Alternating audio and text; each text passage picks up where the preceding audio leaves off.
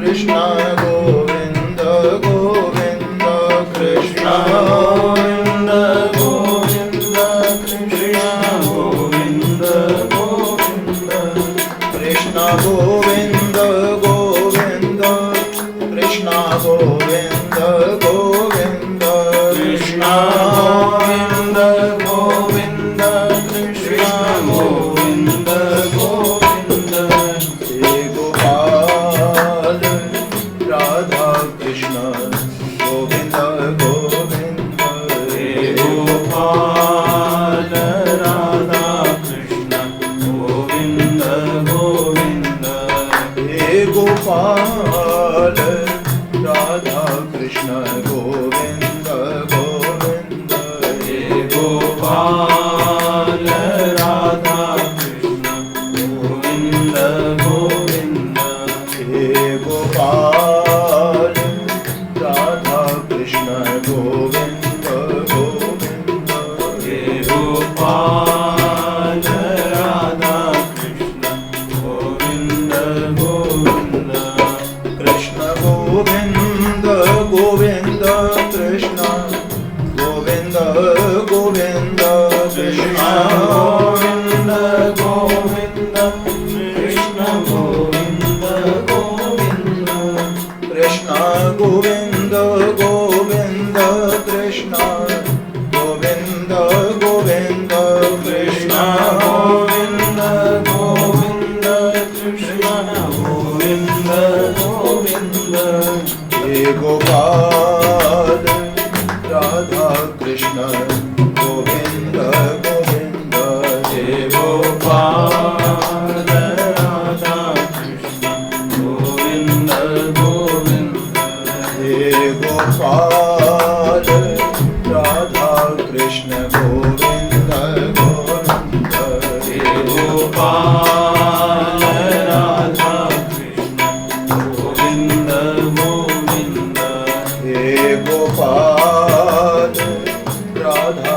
कृष्ण गोविंद गोविंद हे गोपाल राधा कृष्ण गोविंद गोविंद हे गोपाल राधा कृष्ण गोविंद गोविंद हे गोपाल राधा कृष्ण गोविंद गोविंद कृष्ण गोविंद गोविंद कृष्ण गोविंद गोविंद कृष्ण गोविंद गोविंद कृष्ण गोविंद गोविंद सच्चिदानंद भगवान की सत्य सनातन धर्म की सद्गुरुदेव महाराज की जय।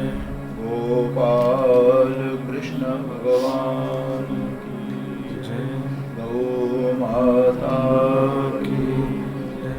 पवन पुत्र हनुमान जी महाराज की जय। ओम नमः पार्वती पतये हर हर महादेव।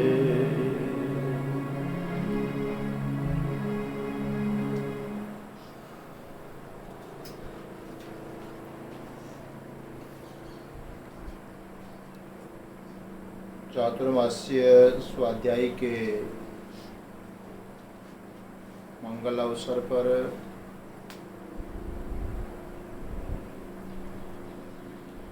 श्री अमर ज्ञान निरंजनी आश्रम एवं श्री संकट मोचन आदर्श गौशाला शक्करगढ़ जिला भीलवाड़ा राजस्थान के इस पवित्र स्थल पर बैठकर शुक्ल यजुर्वेदीय ईशावास्य उपनिषद का विचार चिंतन हो रहा है। इस उपनिषद के प्रथम मंत्र पर हम लोगों ने आदि जगत गुरु भगवान भाष्यकार शंकराचार्य जी महाराज द्वारा विरचित भाष्य को देखा बहुत ही सुंदर प्रसंग चल रहा है। इसका संबंध जोड़ें उससे पहले प्रतिदिन की भांति जो ज्ञान परक मंत्र हैं, अष्टम मंत्र पर्यंत इन मंत्रों का हम लोग उच्चारण कर लें। उसके बाद प्रथम मंत्र के भाष्य की कुछ अंतिम पंक्तियाँ, जिस पर विशेष विचार मंथन नहीं हो पाया, परसों कल तो अनाध्यायी था, हम शीघ्र करके इसको शांति पाठ हुआ था, उसको देखेंगे। आइए पहले मंत्रों का उच्चारण कर लें, फिर देखते हैं। ईशावास्यमिदं सर्वम्, ईशावास्यमिदं सर्वम्, यत्किञ्च जगत्यां जगत्, यत्किञ्च जगत्यां जगत्, तेन त्यक्तेन भुञ्जीथा, तेन त्यक्तेन भुञ्जीथा, मा गृधः कस्य स्विद्धना, मा गृधः कस्य स्विद्धनम्, कुर्वन्नेवेह कर्माणि, कुर्वन्नेवेह कर्माणि, जिजीविषेच्छतं समाः, जिजीविषेच्छतं समाः, एवं त्वयि नान्यथेतोऽस्ति, एवं त्वयि नान्यथेतोऽस्ति, न कर्म लिप्यते नरे, न कर्म लिप्यते नरे, असुर्यानाम ते लोका, असुर्यानाम ते लोका, अन्धेन तमसावृताः, अन्धेन तमसावृताः, तांस्ते प्रेत्याभिगच्छन्ति, तांस्ते प्रेत्याभिगच्छन्ति, एके चात्महनो जनाः, एके चात्महनो जनाः, अनेजदेकं मनसो जवीयो, अनेजदेकं मनसो जवीयो, नैनद्देवा आप्नुवन् पूर्वमर्षत्, नैनद्देवा आप्नुवन् पूर्वमर्षत्, तद्धावतोऽन्यान्नतेति तिष्ठत्, तद्धावतोऽन्यान्नत्येति तिष्ठत्, तस्मिन्नपो मातरिष्वा दधाति, तस्मिन्नपो मातरिष्वा दधाति, तदेजते तन्नैजते, तदेजति तन्नैजति, तद्दूरे तदवन्तिके, तद्दूरे तदवन्तिके, तदन्तरस्य सर्वस्य, तदन्तरस्य सर्वस्य, तदो सर्वस्यास्य बाह्यतः, तदु सर्वस्यास्य बाह्यतः, यस्तु सर्वाणि भूतान्यात्, यस्तु सर्वाणि भूतान्यात्, मन्येवानुपश्यति, मन्येवानुपश्यति, सर्वभूतेषु चात्मानम्, सर्वभूतेषु चात्मानं, ततो न विजुगुप्सते, ततो न विजुगुप्सते, यस्मिन् सर्वाणि भूतान्यात्, यस्मिन् सर्वाणि भूतान्यात्, मेवाभूदभिजानतः, दैवाभूद्विजानतः, तत्र को मोहः कः शोकः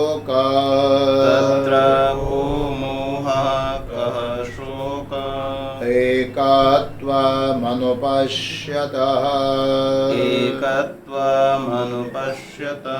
सप्रियगाच्छुक्रमकायमव्रणः सपर्यगाच्छुक्रमकायमव्रणम् मस्नाविरं शुद्धमपापविद्धम् स्नाविरं शुद्धमपापविद्धम् कविर्मनीषी परिभुः स्वयंभूर् कविर्मनीषी परिभुः स्वयंभूर् याथा तथ्यतोऽर्थान् व्यदधात् शाश्वतीभ्यः याथा तथ्यथोऽर्थान् व्यदधाश्चाश्वतीभ्यः समाभ्यः समाभ्यः। प्रसंग चल रहा है अत्यंत करुणामयी माँ भगवती श्रुति माने वेदवाणी मनुष्य को अपना जो परम कर्तव्य है उसका संकेत दिया है। यदि तुम अपने मनुष्य जीवन का महत्व समझ रहे हो, साधन संपन्न हो, साधन संपन्न माने मकान, गाड़ी, घोड़े, नौकर, चाकर, ये साधन नहीं। विवेक, वैराग्य, समाधि, षट संपत्ति और मुमुक्षा, ये साधन है। वास्तविक साधन, ये जो बाह्य साधन है वो तो इसे शरीर से संबंध रखने वाले साधन है। भौतिक सुख सुविधाएं दिलाने वाले जो साधन है उनका संबंध शरीर के साथ में है। मगर आत्म कल्याण के लिए जो साधन है, क्योंकि बाह्य साधन हमें कितना भी प्राप्त कर लें, भौतिक जो साधन है वो स्वयं सबके सब साधन नाशवान तो है ही है। जिस शरीर के लिए साधन जुटाते हैं,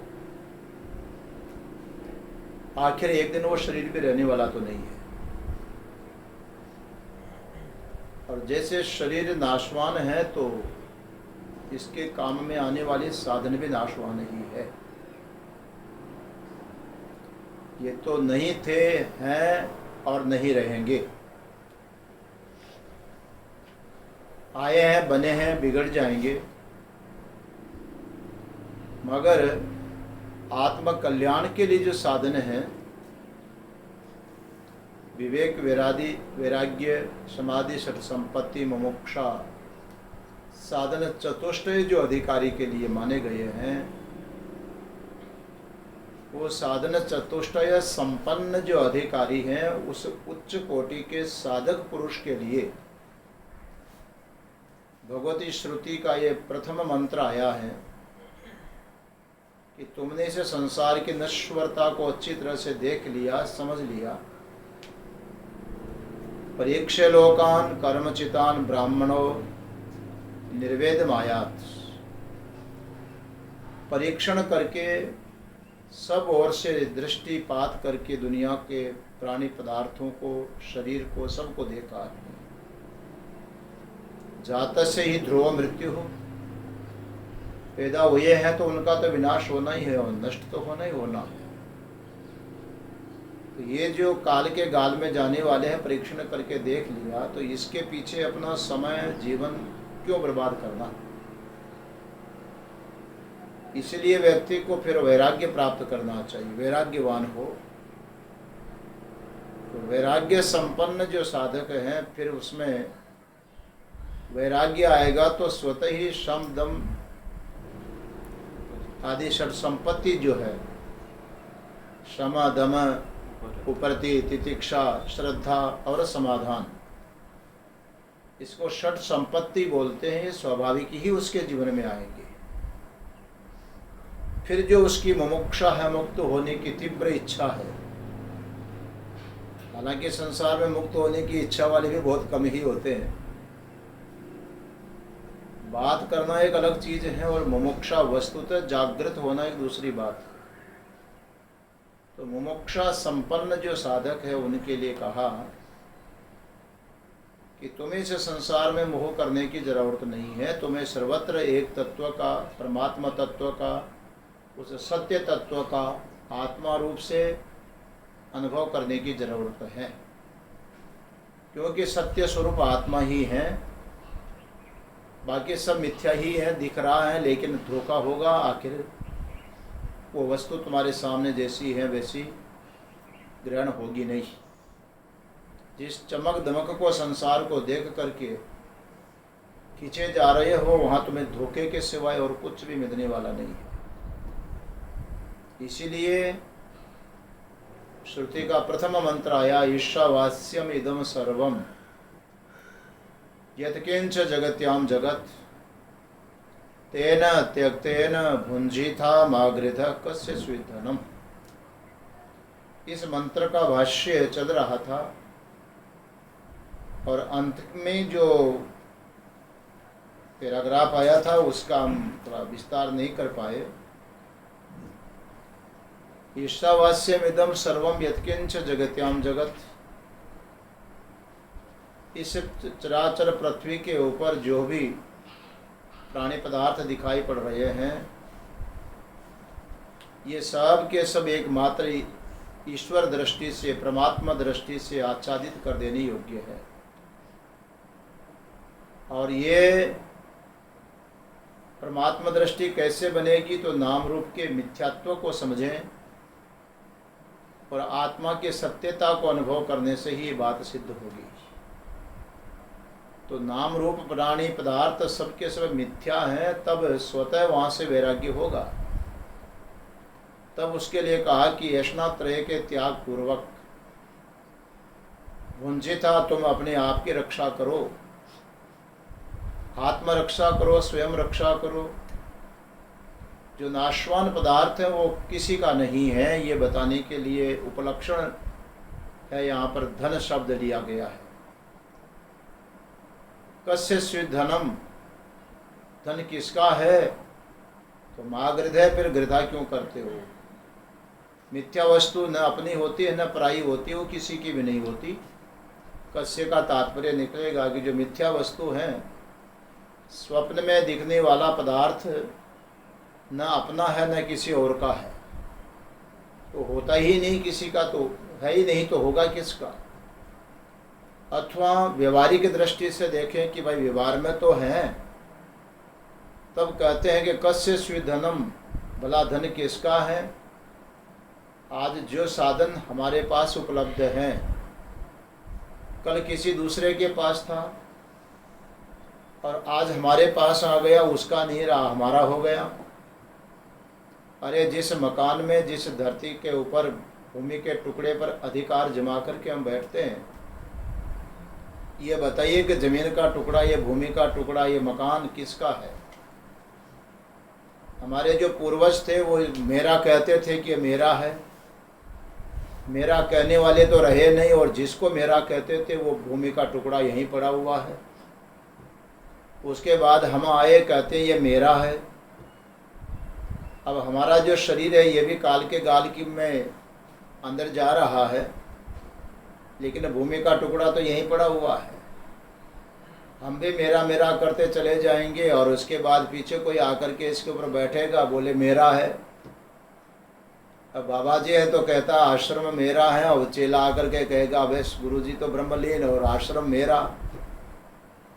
गृहस्थी है तो कहेंगे पिताजी तो स्वर्गीय हो गए और ये जमीन मेरी।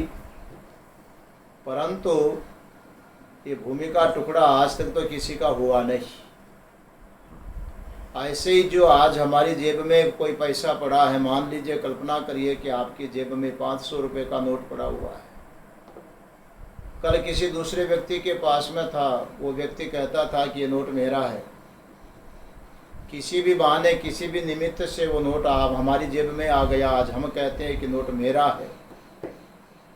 लेकिन हो सकता आप मार्केट में जाएं, किसी वस्तु की खरीदारी करें और वो 500 रुपये का नोट किसी दूसरे के जेब में चला गया, अब वो कहेगा ये नोट मेरा है।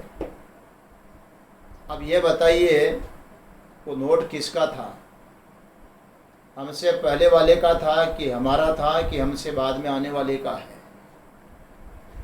वो कागज का टुकड़ा किसी का भी नहीं है, बस उसको मेरा मेरा करके ऐसे ही व्यक्ति संसार के सभी प्राणी पदार्थों को जिसको संबंध जोड़ करके मेरा मेरा मेरा बोलता है, वस्तु तो वो मेरा है नहीं, और ये मेरापन जो है उसके बंधन का कारण बन जाता है। वो संत सुंदरदास जी ने एक बहुत अच्छा एक छंद लिखा है कि बार बार कहो तो ही सावधान क्यों न होई, ममता की पोट सिर काहे को धरतु है।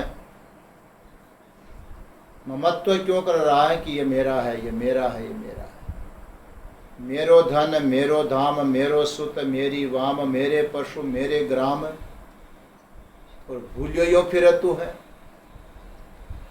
भूल करके सबको मेरा मेरा मेरा मेरा करता है।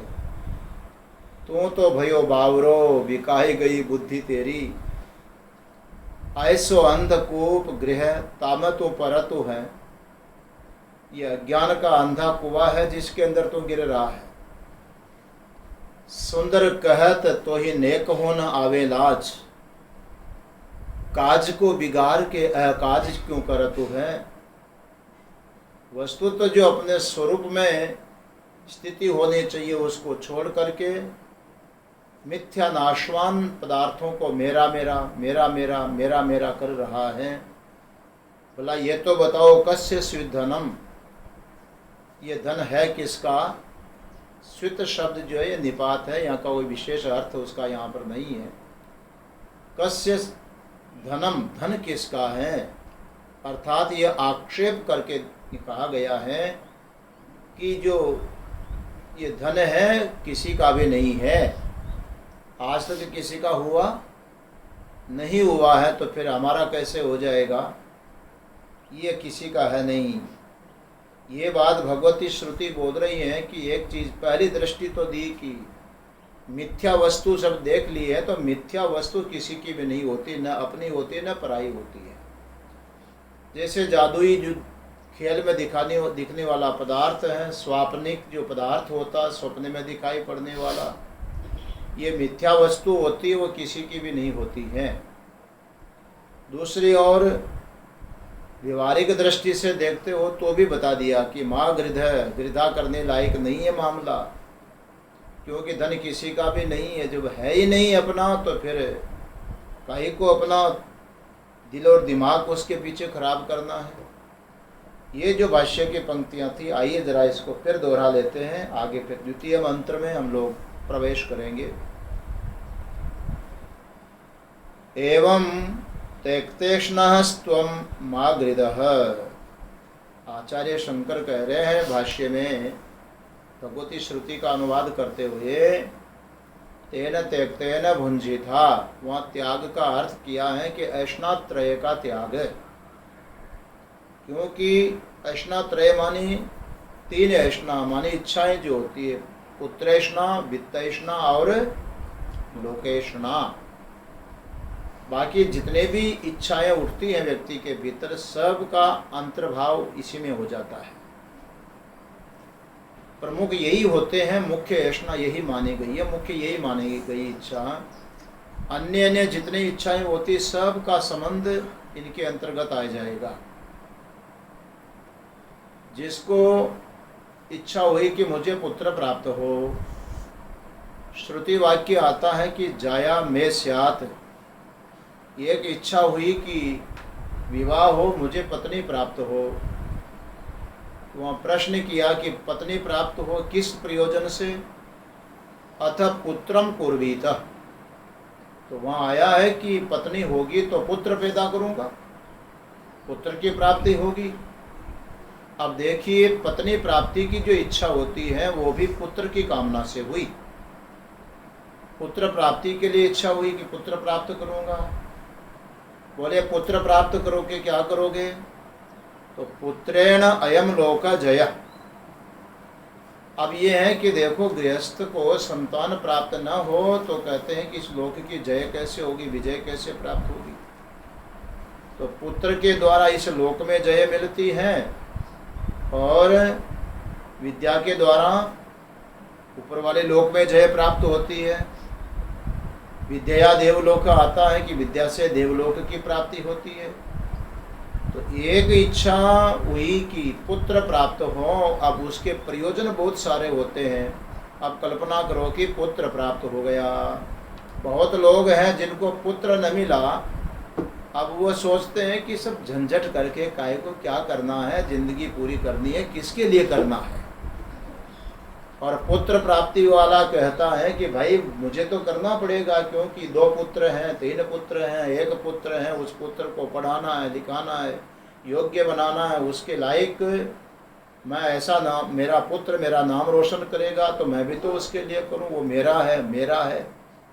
तो अब देखो, जितनी भी प्रवृत्ति हो रही है वो सब एक पुत्र को लेकर के हो रही है। इसलिए इस प्रकार से संपूर्ण जो कामनाएं हैं वो तीनों के ही अंतर्गत आ जाती है। पुत्र के अंतर्गत, धन की इच्छा के अंतर्गत, और मान लीजिए दोनों की, जिसके पास इच्छा ही नहीं, मुझे तो पुत्र भी नहीं चाहिए, धन भी नहीं चाहिए, बहुत सारे होते हैं, सब छोड़ के निकल गए।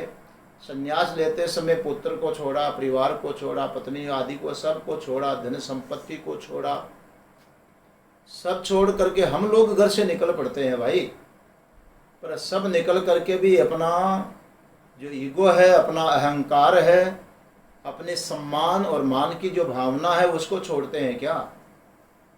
सब कुछ छोड़ करके एक संत पंक्ति में बैठने पर भी व्यक्ति सोचता है कि अमुक जगह मुझे स्थान मिल जाए, फिर देखो मेरा क्या मान होगा, क्या आदर होगा। लोग एक पद को पाने के लिए, हमारी परंपराओं में मंडलेश्वर आदि को पाने के लिए करोड़ों रुपए खर्च कर देते हैं। ऐसी परंपरा स्थितियां भी देखते हैं। बोलिए ये सब काहे को झंझट कर रहे हो? बोलिए इसलिए कि देखो एक बार मैं भी वहाँ बैठूं। हमारे जो कुंभ मेला होता है उसमें शाही स्नान होते हैं ना, अब वो शाही स्नान में उस रथ के ऊपर बैठने के लिए, अपने शक्ल फोटो खिंचाने के लिए करोड़ों रुपए खर्च कर देते हैं। बस इतना कि दुनिया समझे कि यह भी कुछ है। अब बताइए, सब कुछ छोड़ने पर, घर परिवार छोड़ दिया, धन संपत्ति छोड़ दें, फिर भी मान सम्मान की कामना, इच्छा कहाँ छूटती है? तो सचमुच में भगवती श्रुति यहाँ पर बोल रही है कि देखो, यदि सचमुच में तुम मुमुक्षु पुरुष हो, आत्म कल्याण चाहते हो, तो ऐष्णा त्रय का त्याग करो। एवं ऐष्णा त्यक्त ऐष्णत्वम, इस प्रकार से जो तुम त्यक्त ऐष्णा हो, इच्छाओं को छोड़ दिया हो, तो फिर माँ गृध, काहे को गृधा करनी है? अरे एक बार छोड़ दिया, होता तो बड़ा आश्चर्य है भाई, बहुत बार आश्चर्य होता है। हम सब कुछ छोड़ दे करके संन्यास लेते हैं ना, क्योंकि संतों की, विद्यार्थियों, ब्रह्मचारियों की पंक्ति है, संन्यास लेते हैं तो शरीर के वस्त्र भी शरीर पर नहीं होते, गंगा में खड़े होकर के, और केवल इतना होता है कि वित्तेश, केवल भिक्षा का मात्र विधान होता है। सब कुछ छोड़ देते हैं, और सब कुछ छोड़ने के बाद फिर ऐसा उठती जो देखो तो सही क्या गृधा होती है। ऐसा बड़ा मठ मंदिर मिल जाए, ऐसा आश्रम मिल जाए, फिर ऐसी महंगी गाड़ी हो, 40 लाख 50 लाख 70-80 लाख की गाड़ी हो, और फिर महंत जी महाराज, मंडलेश्वर जी महाराज, आचार्य श्री विराज करके निकल रहे हो, देखो क्या शोभा होती है। हाँ, दुनिया समझे और मैं भी कुछ हूँ, ये भी खुद भी सोचे। तो कहते हैं भगवती श्रुति बोल रही है, अरे भाई मिथ्या वस्तुओं की गृधा मत करो, महागृध। गृधिम, गृधा का अर्थ करते, गृधि माने आकांक्षा, इच्छा, कामना। महाकार्षे धन विषयाम धन संबंधी आकांक्षा इच्छा मत करो। क्यों? आप एक बहुत बड़े वैज्ञानिक हो, परीक्षण कर करके तुमने संसार को देखा है और ये समझा है कि ये संसार में जो नाम रूप से पदार्थ दिखाई पड़ रहे हैं ये भूल भुलैया हैं, ये दिख रहा पर वैसा है नहीं। कस्य स्वित धनम कस्यचित परस्य स्वस्य वा धनम, ये धन अपना और पराया भला किसका है जी? धनम आकांक्षी, धन संबंधी आकांक्षा मत कर, ये न अपना है और न पराया, मिथ्या वस्तु किसी की भी नहीं होती है। स्विद इति अनर्थ को निपात है, माँ कस्य स्वित धनम, ये स्वित शब्द जो आया है उसके लिए आचार्य कह रहे हैं कि यह अनर्थक है, माने इसका अर्थ विशेष नहीं है, केवल छंद पूर्ति के लिए निपात मात्र है। अथवा दूसरा अर्थ करते हैं कि महागृधः, गृधा मत करो। कस्मात, क्यों नहीं करें गृधा? उसका हेतु, उसका कारण क्या है? इच्छा आकांक्षा क्यों नहीं करना चाहिए? तो कहते हैं कि यही तो है, कस्य स्वित धनम इति आक्षेपार्थो, ये किसका है? कस्य का अर्थ है धन किसका है, अर्थात किसी का भी नहीं है, ये आक्षेप में आया है। अर्थापत्ति प्रमाण में यही तो लेते हैं, अर्थात जिसको बोलते हैं, अर्थात किसी का नहीं है। धन किसका है? अर्थात किसी का नहीं है। कस्यचित् धनम अस्ति यद गृह्यत, अरे ये आक्षेप है यहाँ पर कि धन किसी का भी नहीं है जिसकी आकांक्षा की जावे, ये किसी का होता नहीं है। अभी सुन ही रहे थे आप लोग, तो फिर वो कौन है जो है? धन तो किसी का नहीं है, तो जो है वो कौन है? तब यहाँ पर बोल रहे हैं आत्मा एव इदम सर्वम इति, ईश्वर भावनया सर्वम त्यक्तम। बोले महाराज, धन की जो आकांक्षा है, इच्छा है, गृधा है, ये त्यागने की बात कही गई, और क्या सोच करके, किस दृष्टि से उसका त्याग करे? बोले ये देखो कि जिसको पकड़ रहे हैं वो सब मिथ्या वस्तु है, धोखा देने वाली है, बदलने वाली है, वो अपनी है नहीं। तो फिर विचार आता है कि आखिर जो रहने वाला है वो क्या है? तो बोलते हैं कि रहने वाला तो सिर्फ तुम हो, तुम्हारा स्वरूप है, आत्मा है। आत्मा एव इदम सर्वम इति ईश्वर भावनया सर्वम त्यक्तम। सब मिथ्याओं का त्याग कैसे होगा? बोले आत्म दृष्टि आने पर इदम सर्वम, ये सब कुछ जो दिख रहा है ना, तुम जिसको लेकर के राग करते हो, द्वेष करते हो, अपना पराया समझते हो, ये सब जो दिखने वाला है इसमें केवल एक ही दृष्टि कर लो। दृष्टि क्या करें? बोले सब आत्मा ही है, आत्मा एव इदम सर्वम इति, इस प्रकार से कि ये सब आत्मा ही है। ऐसे ईश्वर भावनया सर्वम त्यक्तम, इस प्रकार आत्म भावना से, ईश्वर भावना से सर्वम त्यक्तम माने सर्वम नाम रूपम, मिथ्या प्राणी पदार्थ मात्रम, सबको त्यक्तम छोड़ करके, अतः आत्मना एव इदम सर्वम, किस प्रकार से करें ये विचार? तो कहा कि देखो आत्मान एव इदम सर्वम, ये सब आत्मा से ही है, जो दिख रहा है सब आत्मा से ही है। आत्मा एव च सर्वम, अरे आत्मा ही है। ये पंक्ति थोड़ी विचार करने की है। एक और कहते हैं कि आत्मनेव इदम सर्वम, ये सब आत्मा से है, और दूसरी ओर कहते हैं और आत्मा एव सर्वम, और सब आत्मा ही है।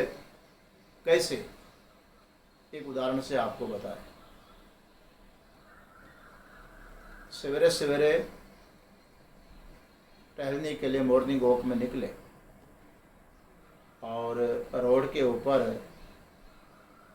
काला काला कुछ टेढ़ा मेढ़ा पड़ा हुआ दिखाई पड़ता है। अंधेरा है, बरसात का समय है, शंका पहले से ही बनी हुई रहती है कि बारिश में सांप आदि रोड पर निकल आते हैं। काला काला पड़ा दिखता है तो उसको क्या समझते हैं हम लोग? कोई सांप है, सांप ही तो समझते हैं। एक व्यक्ति ने अंधेरे में उसको सांप समझा, वो साइड काट करके निकल गया। पीछे से कोई दूसरा व्यक्ति आवे और देखा कि यहाँ पर पानी का बहाव है, रोड के ऊपर से पानी बह करके निकलता है, तो बहते हुए पानी में कोई लकड़ी का डंडा आदि जो है वो आकर के यहाँ पर गिर गया, पैर में लग जाएगी, उसको टाल करके साइड में से वो भी निकल गया। पहले एक व्यक्ति निकला, उसने देखा कि सांप है, पड़ा हुआ है, चला जाएगा बेचारा, पता नहीं जिंदा है कि मरा हुआ है। दूसरा व्यक्ति आया, उसने समझा कि ये लकड़ी का टुकड़ा पड़ा हुआ है, वो भी अपने साइड से निकल करके आगे बढ़ गया। तीसरा व्यक्ति आया, मॉर्निंग वॉक में बहुत सारे लोग निकलते हैं, पीछे से तीसरा व्यक्ति आया, उसने भी देखा वो रोड के ऊपर टेढ़ा मेढ़ा काला काला कुछ पड़ा हुआ है। उस व्यक्ति ने देखा कि लगता है यहाँ जमीन पर कुछ गाड़ी निकल करके गई है, तो ऑयल वगैरह कुछ गिर गया हो, झटके के साथ में कुछ ऑयल गिरा, कोई ऐसी वस्तु गिरी पड़ी है,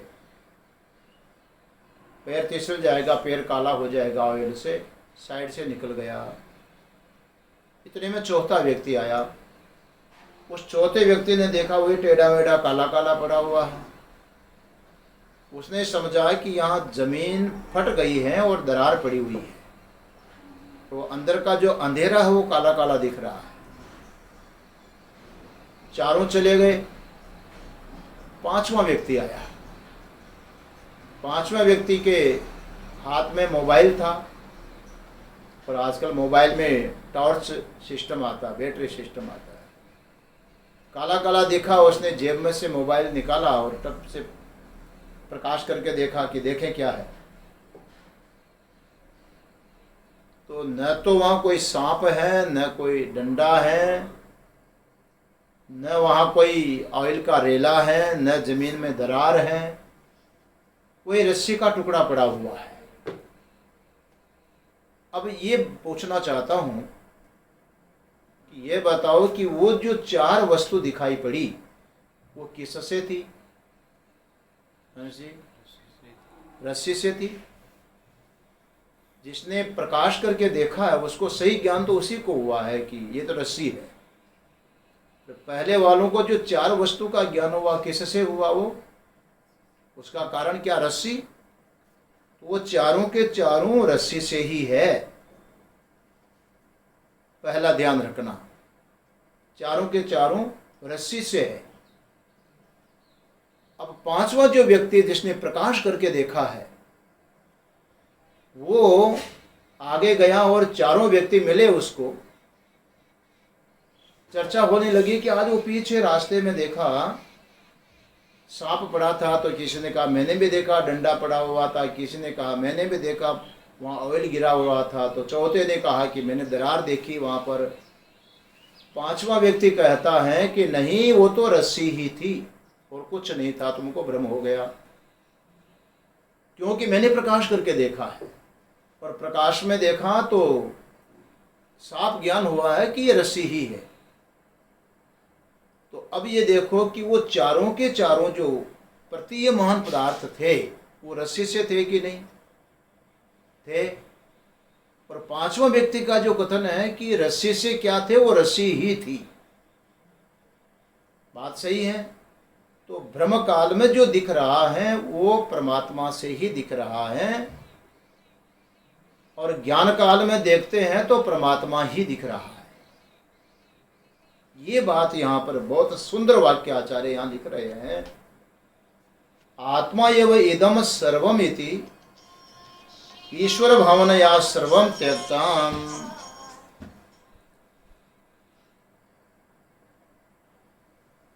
अथ आत्मना एव इदम सर्वम, इसलिए इदम सर्वम आत्मना एव, ये सब आत्मा से ही है।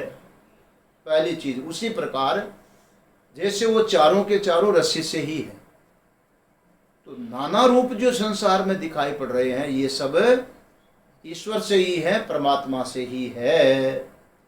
आत्मना एव इदम सर्वम, वाक्य का अर्थ निकला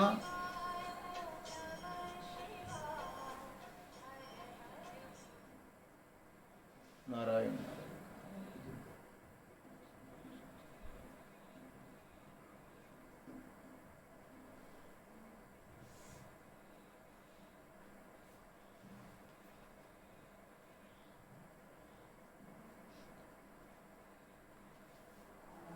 आत्मैव इदम सर्वम।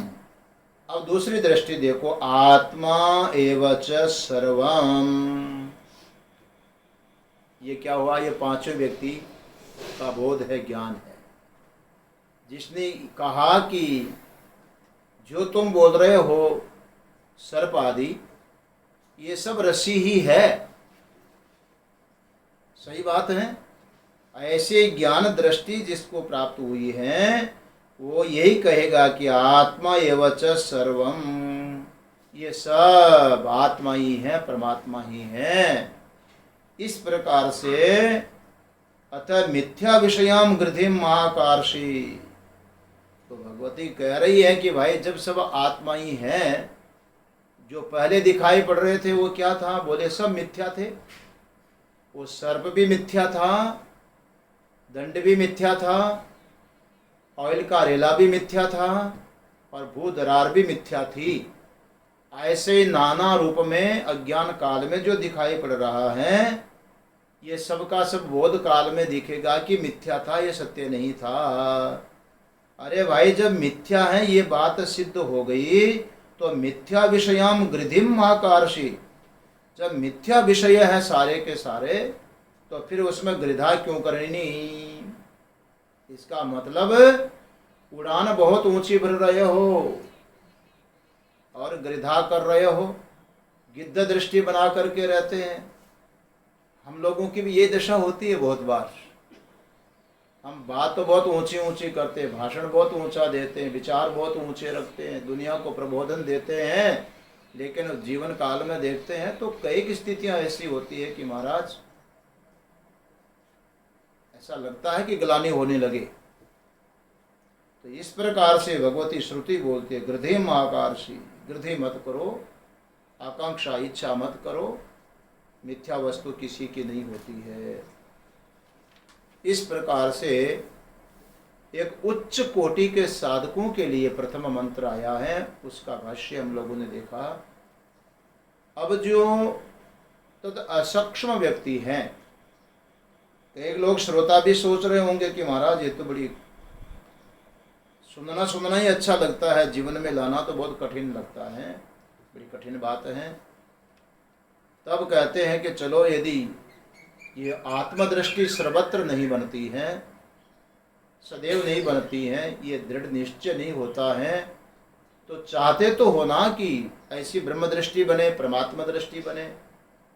तो बोले चलिए दूसरा काम करें, यदि चाहते हो ऐसा स्थिति को पाने के लिए, तो स्थिति पाने के लिए जो अंतःकरण की एक क्षमता होना चाहिए, उस क्षमता के लिए एक साधन बताते हैं कि जिस भूमि पर हो, जिस स्तर पर हो, जिस क्षेत्र में हो, वैसे अपने साधना प्रारंभ कर दो।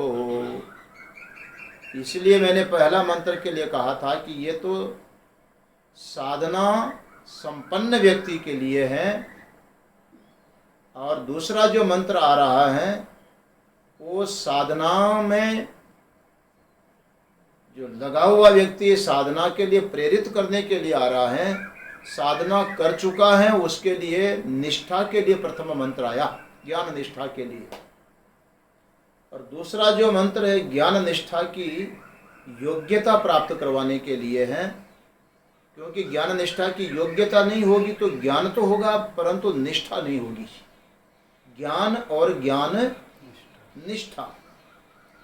अधिकांश क्या होता है कि हम वेदांत की जो चर्चा करते हैं, ज्ञान तो हो जाता है, शब्द ज्ञान तो होगा, लेकिन निष्ठा नहीं होगी। और निष्ठा नहीं होने का कारण है कि ज्ञान निष्ठा की जो है वो योग्यता प्राप्त नहीं है। ज्ञान निष्ठा की योग्यता के लिए क्या करना है? बोले भाई चित्त की वो स्थिति बनानी है, चित्त की शुद्धि बहुत जरूरी है। शब्द ज्ञान एक अलग चीज है और वो स्थिति होना अलग चीज है। देखो हमारे शास्त्रों में गुरु के जो लक्षण बताए गए हैं, तद विज्ञानार्थम स गुरुमेवाभिगच्छेत समित पाणि ही श्रोत्रियम ब्रह्मनिष्ठम। दो विशेषण दिए जाते हैं कि गुरु वो है जिसमें जो श्रोत्रिय भी हो और ब्रह्मनिष्ठ भी हो। श्रोत्रियम ब्रह्मनिष्ठम, तो श्रोत्रिय होने का अर्थ है कि वो ज्ञानवान तो हैं, शब्द ज्ञान तो हैं, लेकिन उस तत्व ज्ञान में स्थिति नहीं है, निष्ठा नहीं है। कारण कि परिश्रम करके शब्द ज्ञान प्राप्त कर लिया, वेद ज्ञान तो प्राप्त कर लिया, लेकिन चित्त की शुद्धि के साधनभूत जो कर्म हैं उन कर्मों को किया ही नहीं है। तब ऐसी स्थिति में ज्ञान की निष्ठा नहीं बनती है। चित्त शुद्धि के बिना ज्ञान निष्ठा संभव नहीं है। तो चित्त शुद्धि के हेतुभूत जो मंत्र हैं साधन रूप में, उसको दूसरे मंत्र में ले रही है। जो ज्ञान निष्ठा की ये योग्यता, ये क्षमता प्राप्त नहीं कर सकता, अपने को असक्षम बोलता है, देखता है कि मैं तो भाई इस काबिल नहीं हूं, तो कहा कि चलो इस काबिल नहीं हो तो जिस काबिल हो उस काम को शुरू कर दो, जहां हो वहां से चलना शुरू कर दो। माने भगवती श्रुति मनुष्य मात्र के कल्याण की बात बोल रही है। जिसने मानव शरीर धारण कर लिया, माँ का उद्देश्य है कि इसका कल्याण होना चाहिए। जो जितना कर सकता उसको वहीं से आगे बढ़ाने के लिए प्रयास करती है। देखो कोई व्यक्ति चलना चाहता है लेकिन अंधेरा है, वो कहता मेरी भी इच्छा है कि मैं भी आगे बढ़ूं, पर कुछ दिखाई नहीं पड़ रहा, अंधेरा है। कहा बिल्कुल नहीं दिख रहा। बोले क्या दिखता है? मुश्किल से 2 कदम रखें जितना सा तो थोड़ा धुंधला दिख रहा है, पर आगे नहीं दिखाई पड़ता। तब एक बुद्धिमान व्यक्ति कहता है कि चलो कोई बात नहीं, 2 कदम चले, जितना तो तुमको दिख रहा है ना, चलो 2 कदम चलो। और जब वो व्यक्ति 2 कदम आगे बढ़ता, जितना दिख रहा था उतना, तो इतने में देखता है कि आगे और 2 कदम रखने जितने जगह और दिखाई पड़ती है। फिर वो 2 कदम आगे बढ़ेगा तो 2 कदम आगे की जगह और दिखाई पड़ती है। ऐसे वो चलता रहे, इतने में सवेरे होने का समय आ गया, भोर हो गई, और अब तो 5 कदम दिखने लग गया, फिर 50 कदम दिखने लग गया, फिर तो 500 कदम दिखने लग गया, फिर तो साफ उजाला हो गया। तो जितना व्यक्ति को दिखाई पड़े उतना उसको आगे बढ़ना चाहिए। इसी प्रकार से साधना के पथ पर भी वो जहां है वहां से आगे बढ़ना चाहिए। जितनी उसकी क्षमता है, जितना दिखाई पड़ता है, जितना उसको सूझ रहा है, जिसके लायक अपने को समझता है। एक बालक होता है, वो जब 1 किलो वजन को भी उठाता तो शाबाश, अरे तो जवान हो गया, इतना वजन उठा लिया। अब 1 किलो वजन क्या है बताइए? पर 1 किलो वजन उठाने वाले को भी शाबाशी दी जाती है, उसको जवान की उपमा दी जाती है। माने 1 किलो उठाने वाला धीरे धीरे कभी 1 क्विंटल को भी उठाने लग जाएगा,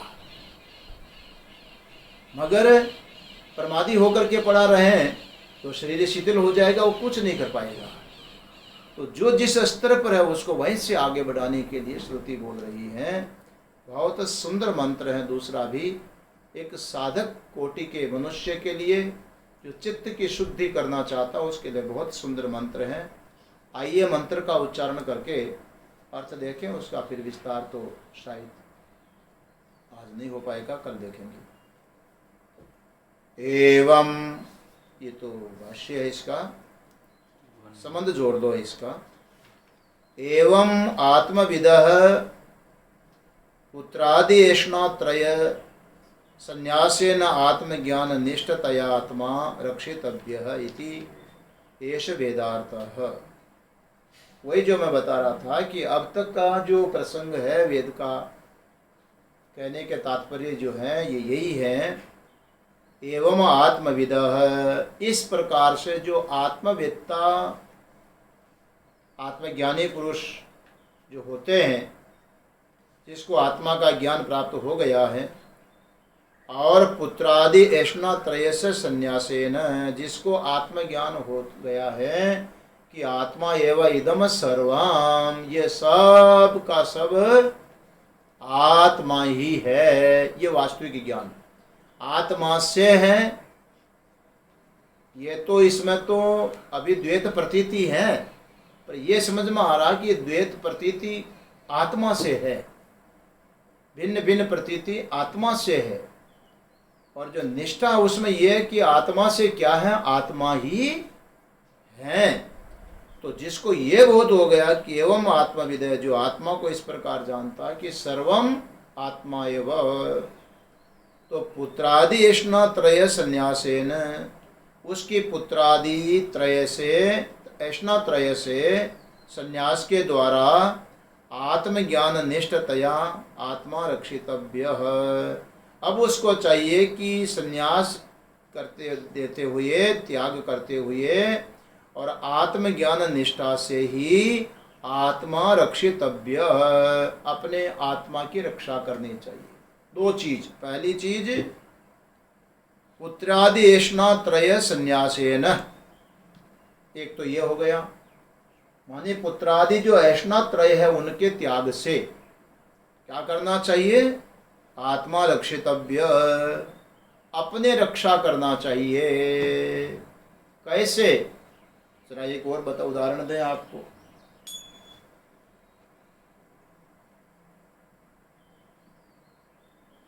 ऊपर से कोई पत्थर गिर रहा है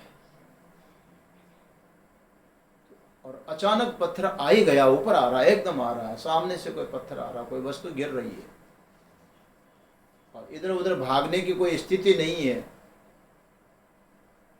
तो हम क्या करेंगे बचने के लिए, बोलो। जगह नहीं है इधर उधर, ऊपर से कोई वस्तु गिर रही है, यही तो करेंगे ना। किसके लिए करेंगे, अपने रक्षा के लिए। हाथ को ऊपर किया, अपने रक्षा के लिए किया। अब ये बताओ कि ऊपर हाथ करके किसको बचाना चाहते हैं हम लोग, सिर को, क्योंकि सिर अपना है। पर हाथ ऊपर किया तो ये बताओ हाथ किसका है। जैसे सिर फूटेगा तो हाथ भी तो टूटेगा, पर हाथ का काम क्या है, रक्षा करना। दूसरी बात, अब वहां पर यह देखना है, हम जानते हैं कि यदि हाथ टूट जाए तो जिंदे रह जाएंगे, मेरी रक्षा हो जाएगी, मैं बच जाऊंगा। लेकिन सिर फूट गया तो मैं गया, तो रक्षा किसकी कर रहा है, हाथ की। हाथ जावे तो जावे, अपनी रक्षा होना चाहिए, मेरी रक्षा होनी चाहिए। ठीक इसी प्रकार से ऐष्णात्रय का जो संन्यास है, त्याग है, उसके द्वारा आत्मा रक्षितव्य। उसको चाहे वह हाथ टूटे तो टूटने दो, हाथ जावे तो जाने दो, लेकिन क्या करता है, वो अपनी रक्षा करता है। ऐसे ही जिन जिन के साथ में हमने संबंध जोड़ा, अपनत्व जोड़ा, मेरापन जोड़ा, अरे उनको जाने दो, तुम तो अपनी रक्षा करो ना। आजकल तो प्रत्यक्ष उदाहरण है कि देख लो, संसार में भगवान करे किसी को ना हो, जल्दी से इस समस्या का समाधान हो। अगर कोरोना जो महामारी फैल रही है, किसी व्यक्ति के आ गई कोरोना महामारी और अंत में यह स्थिति हो गई कि बचेगा नहीं, हॉस्पिटलाइज हो गया, तो ऐसी स्थिति भी देखने में आती है कि परिवार वाले अंत में उसको ये मिलता है कि अंतिम संस्कार के समय तुम एक बार मुंह देख सकते हो, नज़दीक जा सकते हो, बाकी तो जो रूल है, कानून है, उसके अनुसार संस्कार होगा। पर कई कैसे होते जिनको पुलिस वाले, ये क्या, जो हॉस्पिटल वाले कर्मचारी आदि होते हैं, उनके द्वारा गड्ढे में फेंकते हुए दिखाए जाते हैं, उनको दफनाते जाते हैं, जेसीबी से गाड़ते हुए दिखाए जाते हैं। कोई परिवार का व्यक्ति नज़दीक नहीं आता। कहीं की घटना पड़ी एक दिन, बहुत बड़ा कोई संपन्न परिवार साधन संपन्न और ज्ञान संपन्न, माने पढ़ा लिखा और बड़ा शहर का परिवार, और उनके पुत्र वधू को कोरोना हो गया तो कोई पास में नहीं आया, एक भी व्यक्ति। ये होता है कि कोई नज़दीक तो आता नहीं, क्योंकि वो सोचते हैं कि ये मरे तो मरने दो, जावे तो जाने दो, एक गई दूसरी तैयार पहले से चढ़ती हुई, अपने को तो बचाओ। अब जिस प्रकार से ऐसे संकट में व्यक्ति अपने को बचाने की सोचता है, ऐसे यहाँ शास्त्र कहता है भाई, ये तो व्यवहार पक्ष ये नहीं कहता है कि ये तो एक दूसरे के सहयोग के लिए, व्यवहार की बात अलग है, पर यहाँ तो परमार्थ की बात है, अपने साधक के लिए बताया गया है कि ऐसा तरह के त्याग से तुम अपने आत्मा की रक्षा करो, व्यक्ति के त्याग से, पदार्थों के त्याग से नहीं, उनके प्रति जो तुम्हारी ग्रधि बनी हुई है, आकांक्षा बनी हुई है, उसका त्याग करने की जरूरत है। इसका अर्थ यह मत समझना कि जो अब शरीर भी तो, भोजन तो होगा ही होगा, वस्त्र तो पहनेंगे पहनेंगे, आवास व्यवस्था तो चाहिएगी, तो शरीर के लिए जो है वो तो स्वतः होगा, प्रारब्ध वशात होगा, मगर ऐसा ही होना चाहिए, ऐसा नहीं होना चाहिए, इसका त्याग कर दो। इससे क्या होगा? आत्मा रक्षितव्य, आत्मा की रक्षा करनी चाहिए, आत्मा की रक्षा होगी तुम्हारी। ऐसे वेदार्थ, यही वेदार्थ है। अथ इतरस्य अनात्मज्ञतया आत्मग्रहणाय असक्तस्य इदम उपदिशति। अब इसके बाद में, अथ अनंतर, ये बात जो पहले मंत्र में बता दी गई, उसके बाद में इतरस्य अनात्मज्ञतया आत्मग्रहणाय असक्तस्य, दूसरे के लिए बोलते हैं कि जो अनात्मज्ञ हैं, अज्ञानी पुरुष हैं, उसके लिए आत्मा ग्रहणाय, आत्मा स्वरूप को ग्रहण करने के लिए, जो अनात्मज्ञ होने से असक्त है, असक्तस्य इदम उपदिशति, उसके लिए श्रुति ये उपदेश दे रही है, ये उसको आदेश दे रही है कि भाई तुम आत्मग्रहण में असक्त हो, तो फिर आओ, उसके लिए तुमको पहले सशक्त बनाते हैं, आत्मग्रहण की शक्ति, सामर्थ्य, योग्यता प्राप्त करवाते हैं, उसके लिए भगवती श्रुति का उपदेश है। ये दूसरा मंत्र पर आओ, अब आज तो घड़ी इनकार कर चुकी, इसको कल ही उठाएंगे। बहुत सुंदर मंत्र है, बहुत विचारणीय मंत्र है। ओम पूर्णमदः पूर्णमिदं पूर्णात् पूर्णमुदच्यते पूर्णस्य पूर्णमादाय पूर्णमेवावशिष्यते। ओम शांति शांति शांति। शंकरं शंकराचार्यं केशवं बादरायणं सूत्रभाष्य कृतौ वन्दे भगवन्तौ पुनः पुनः। ईश्वरो गुरुरात्मेति मूर्तिभेद विभागिने व्योमवद् व्याप्तदेहाय दक्षिणामूर्तये नमः। ओम शांति शांति शांति।